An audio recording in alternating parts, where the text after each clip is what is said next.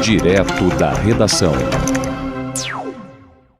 Conversar com Rosária Farage, portal O Rio, sobre a rodada dos times cariocas no Brasileirão nesse fim de semana. Rosária, bom dia!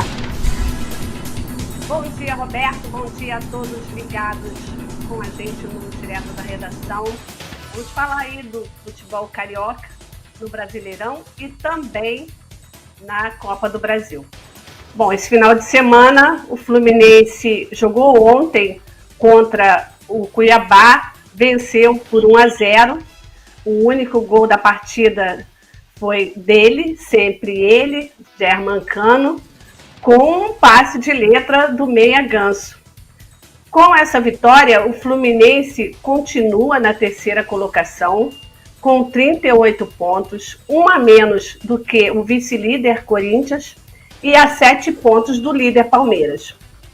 O Fluminense, que no próximo domingo joga contra o Internacional, lá no Beira-Rio, às 19 horas.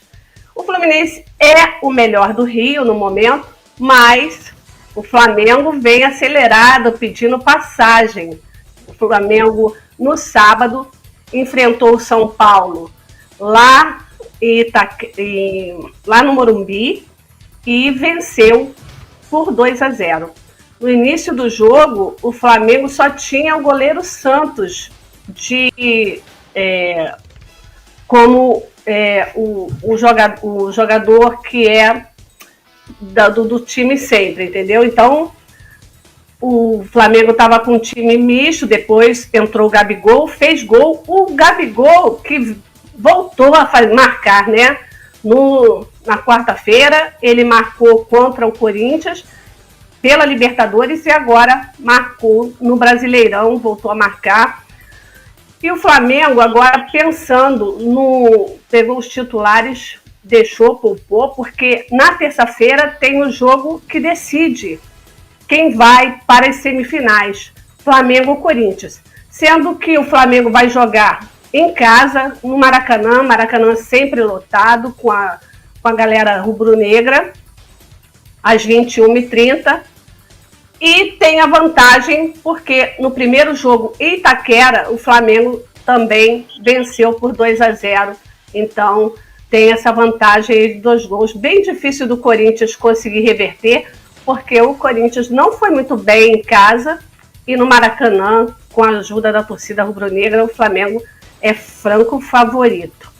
Agora, quem não está muito bem, continua oscilando, é o Botafogo. O Botafogo que também jogou no sábado e empatou em 1-1 com o Ceará.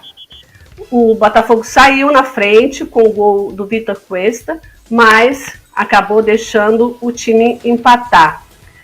Com esse empate, o Botafogo está em 12º lugar, com 25 pontos, mais próximo do Z4 do que de uma vaga em Libertadores ou uma vaga em Sul-Americana.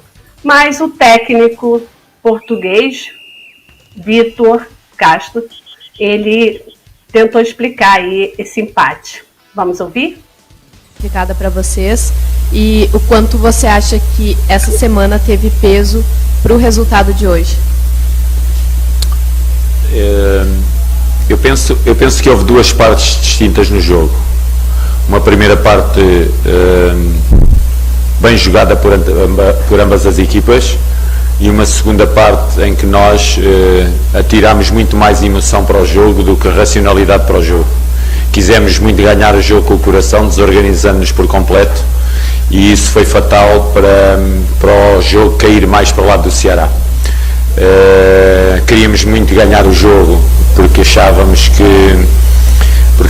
era um momento importante para nós ganhá-lo e que nos iria estabilizar de alguma forma e iria ajudar a fazer crescer uma equipa em construção. E isso aconteceu numa semana difícil, como me questionou, numa semana difícil, em que uma coisa é ter jogadores à disposição, outra coisa é ter os jogadores à disposição durante toda a semana e preparar bem o jogo durante a semana. Não foi isso que aconteceu, foi público, fomos afetados por algo que nos penalizou também muito e que nos instabilizou ao longo da semana. E isso, aliado ao valor do Ceará, que é uma equipa boa, é uma equipa competente, criou-nos muitas dificuldades no jogo, fundamentalmente na segunda parte. Nós quisemos levar o jogo para o patamar, naquele momento, mais olhar para o lado ofensivo do jogo. Não conseguimos e abrimos alguns espaços que nos podiam ter sido fatais, fundamentalmente mais na parte final da partida. Esse problema que o técnico Luiz Castro se refere foi um problema de gastrointestinal que mais de 10 pessoas, incluindo jogadores, tiveram durante a semana e que ele acha que afetou aí nesse jogo. Mas vai ter uma próxima oportunidade, né? A vida continua no Brasileirão e na 22ª rodada o Botafogo vai enfrentar no sábado o Atlético Goianiense às 21 horas, também no Newton Santos.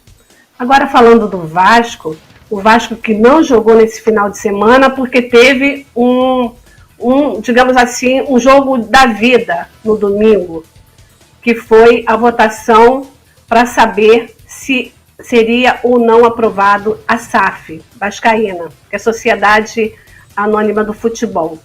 Foi aprovado e agora a 777 Partners tem 70% do futebol cruzmaltino e está inaugurando aí uma nova era, né? Uma era de investimentos, mas uma era também de reconstrução do clube. E eu acho que vai dar muito certo porque a torcida do Vasco comemorou, está apoiando e o Vasco tem tudo para voltar a ser um dos maiores clubes do Brasil. Porque em termos de torcida, nunca deixou de ser. Mas o próximo jogo do Vasco será agora também na terça-feira, às 20h30, contra a Ponte Preta, no Moisés Lucarelli. O Vasco está em 4º lugar na Série B, portanto, entre os 4, o que importa, né, para poder voltar à elite do futebol carioca. E segue, ele está a 7 pontos do líder e apenas 3 pontos do 5º colocado. Essa agora é a preocupação. Está muito distante do líder, mas muito perto de sair desse G4. Então o Vasco tem que continuar numa batida forte para poder vencer os jogos e continuar aí entre os 4 primeiros colocados. Por enquanto é isso. Eu volto com você no estúdio. Muito obrigado, Rosária. Bom dia para você. Bom dia. E nós vamos continuar por aqui, direto da redação, ao vivo, direto do estúdio Viu Digital. E tem mais jogos, né, durante a semana. Nós vamos ter aí a continuidade. Semana que vem a Rosária volta também dando um balanço aí dos times cariocas na Copa do Brasil e também no Brasileirão.